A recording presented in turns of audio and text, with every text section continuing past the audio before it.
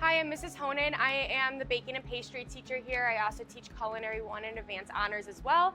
And today I am making pumpkin pie. So the first thing is to make the pie crust. I already pre-made the pie crust. So here I'm just gonna show you how to flute the ends as well as get it ready for the pre-bake. So what we're gonna do is we're gonna take our 2 fingers and our thumb, and we are going to press on the edges to make a fluted edge. So we're gonna do that all the way around. Now that we have our crust done, we're gonna go ahead and take a piece of parchment paper and crumple it up. This allows it to be a little bit more flexible when putting it in your pie crust. So we're gonna pour some of these beans right on top. We're gonna go ahead and put this in the oven at 375 for about 10-ish minutes. So now we're gonna go ahead and make the filling while that's in the oven.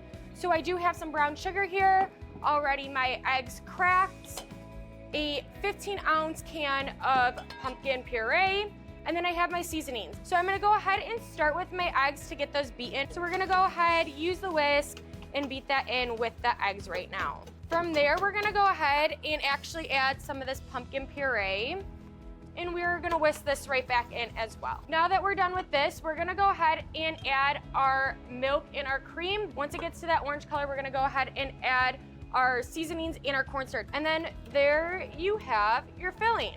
So what we're gonna do is we're gonna wait for our pie to be ready. We're gonna take out our pie, put this in, and we're gonna put it right back in the oven after that. You don't wanna fully cook your crust with the pumpkin pie because it's just gonna go right back into the oven. So we're gonna go ahead and take these beans off. So these beans could actually be used again for another pie. Don't throw them away. Don't put them in a plastic bag just yet though, because it is hot. We're gonna go ahead and pour our lovely pumpkin pie filling right in the pan. So now we're gonna let this stay in the oven for about 50 to 60 minutes. Then we'll move on to our next step, which is garnishing. We're gonna go ahead and let it cool in the fridge. Now our pie is ready for garnishing.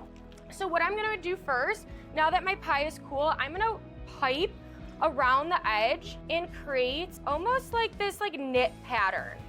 If it's not perfect at the end, that is totally okay. We're gonna go ahead and add some cranberries and rosemary so that will cover that little gap that we have there. And then once you're satisfied with your pie, how it looks, your garnishes, you're all done.